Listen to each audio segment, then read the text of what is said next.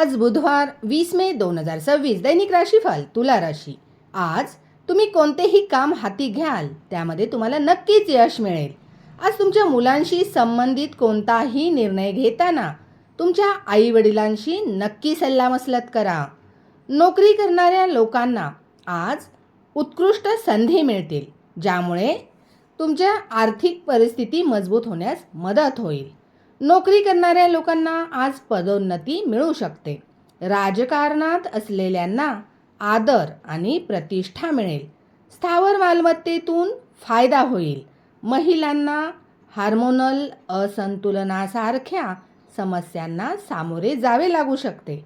छुपे शत्रूंपासून धोका संभवतो।